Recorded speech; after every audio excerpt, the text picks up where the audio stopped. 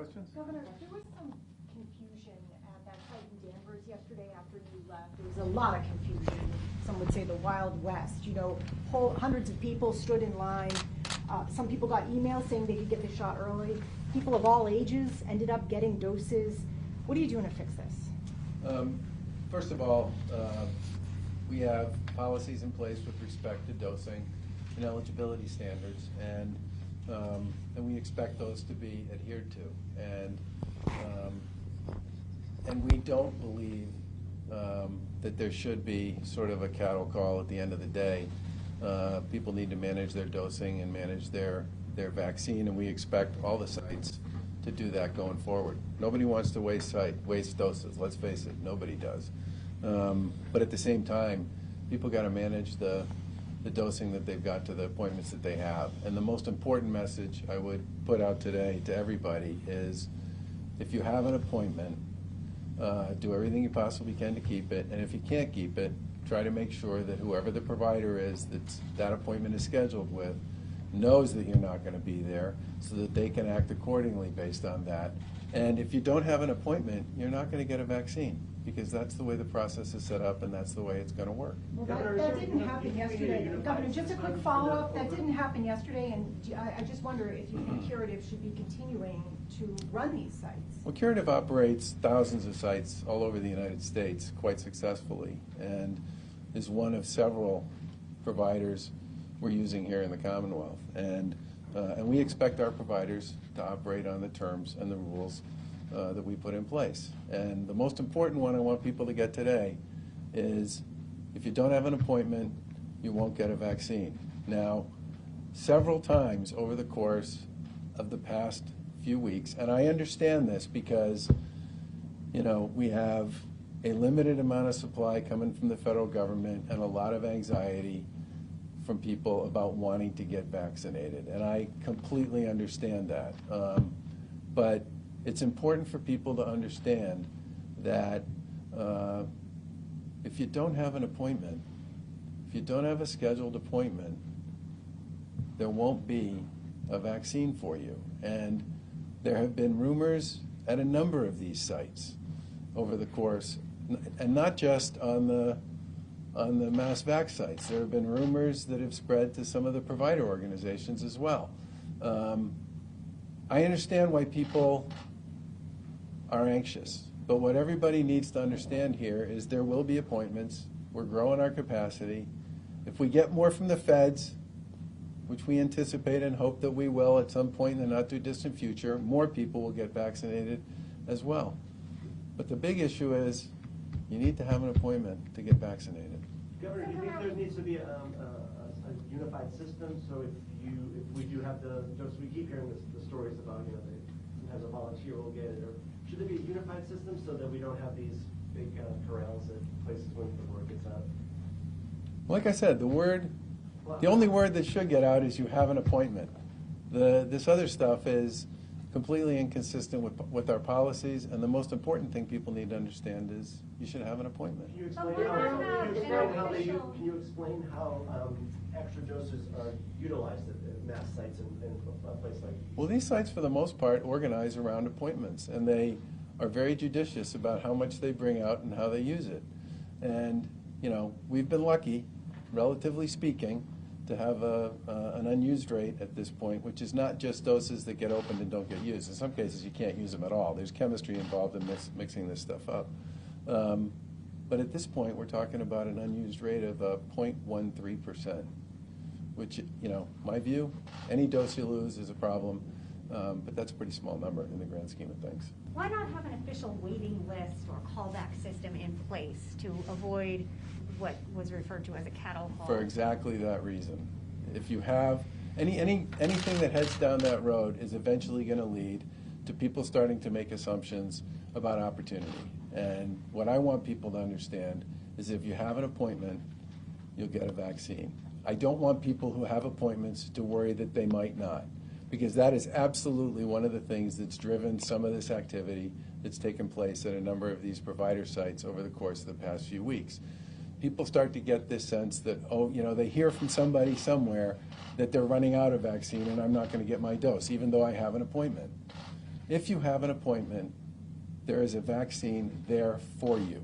And that's really the way we want people to understand that this process works, because that is the way it works. A lot of the rest of this, honestly, is rumor, and the difficulty associated with rumor when people are anxious to get a vaccine is people will, based on a rumor, get in a car and drive to a site, or they'll show up 90 minutes, which has happened at a number of these locations, on provider sites as well as mass vac sites. They'll show up 90 minutes before their appointment because they're nervous because they heard from somebody that they may not get their vaccine when they get there. If you have an appointment, there's a vaccine that's going to be there for you. But how are you dealing with the fact that there are so many people who want to get the vaccine, as happened yesterday, but then there are communities that are not willing to get the vaccine. They're very afraid, black and brown communities, who don't want to get it. That's an issue. So there are, I do think that there are people who are what I would describe as wait and see people, okay? And I'm totally appreciative of that particular point of view. Most of the time when somebody brings out almost anything that's new, there are sort of first movers, fast followers, and then there's what I would call the wait and see community. And both Mike and Manny talked about the fact that many of the folks in black and brown communities have very legitimate reasons for being in a wait and see space. And one of the things we've been talking to the community health centers about is collaborating on a pretty significant campaign. And when I talk campaign, we have a $2.5 million media campaign. I'm talking more about sort of community-based campaigns in collaboration with them to help them do the work that we believe needs to be done to build some optimism and some support for getting vaccinated in some of the hardest hit communities. And one of the reasons I mentioned in my remarks that just because you had COVID doesn't mean you shouldn't get the vaccine is because some of the communities that have been hardest hit, we have anecdotal information that people say, well, I got the COVID, so I don't need to get a vaccine. And this is just not true. And we've had a number of conversations with people who've said to us that they are hearing from their patients, they're hearing from their staff, they're hearing from their residents, they're hearing from others who are saying, well, I had COVID, so I don't need to get a vaccine. I'm protected. And the answer to that is you really should get vaccinated, because as COVID morphs into different variants, all those variants so far, based on the testing that's been done on the vaccines, indicates that they are effective. And that's not necessarily going to be true if you just had COVID yourself. So I would urge everybody to get vaccinated. Could I ask you one more thing about Danvers? Part of the problem was, I guess there were about 300 extra doses, which you don't want thrown away. You can't refreeze them. And then people giving shots, we're telling them, hey, if you got a friend, tell them to come, because we don't want to throw this stuff away, which is understandable. Are you saying that the end of the day vaccine should only go to people who are eligible at phase 1 or 75 plus? I'm saying that the more people talk about vaccinating people who don't have appointments, the more likely it is the people who do have appointments will get concerned about whether their vaccine will be there for them. And that's why the message that we've given to everybody on the provider side is you should vaccinate, you should be judicious about how much you need, what you anticipate, and all the rest over the course of a day. But in the end, you should be vaccinating the people who have appointments, so that the people who have appointments don't end up seeing something on their phone or in their email or a text message or something else in social media that says, oh my, I might not get my vaccine even though I have an appointment. So did The you game talk- here is, if you have an appointment, you're going to get a vaccine. But at the end of the day, Secretary Sutters had told us on the conference call, it is kind of a gray area. You don't really have an official policy. You want the vaccine used. Can you clear that up at all, or is it just sort of at the discretion of each site? My view is really simple. You should vaccinate the people who have appointments. And you should be, smart enough about how you use the vaccine that you've got to make sure that at the end of the day, you have the vaccine you need for those people. Now, Manny told me a story about the fact that they had a situation where they had 2 doses, they had 1 dose left, 2 people scheduled to come. So they called one of the people and said, would you be willing to come in tomorrow morning? And they said yes. So are you talking to Curative about this? We've talked to all the providers about this. Most recently, after last night? Yes. Because it was really chaotic. Yes, we have. Last question. And I just had a quick question about what Governor Cuomo is doing with sporting events.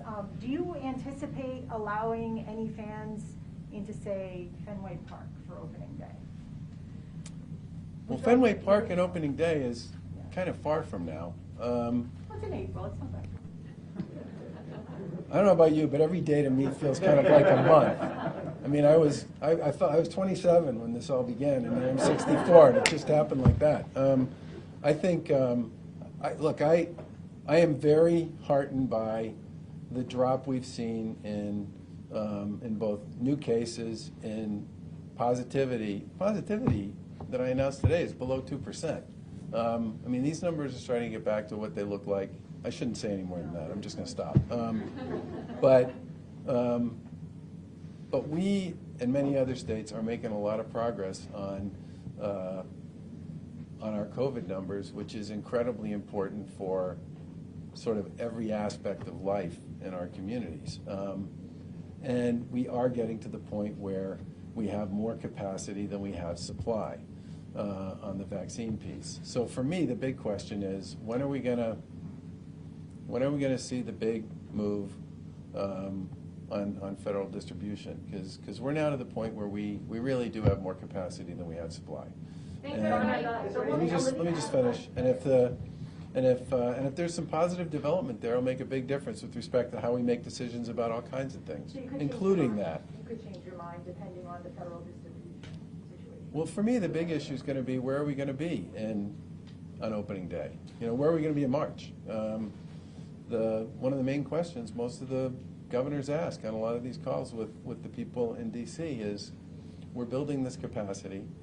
This capacity is designed to do a lot more dosing based on presumptions that at some point there would be more supply. And I think that's going to be an important part for all of us in terms of how we think about where we are 30 days, 60 days from now.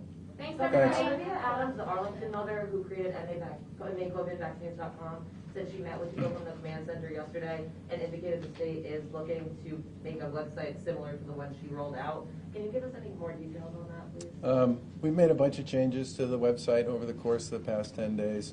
The call center continues to provide pretty solid service to people who can't use the website, who are over the age of 75, and we plan to make some adjustments to the website based on input we've gotten from a lot of different places, including from Olivia Adams. Would you use a companion program for a place like this? Would it help at all in these communities to have a companion program? I know it's from outside. These guys, first of all, somebody just granted them $1 million to help get people to and from their sites.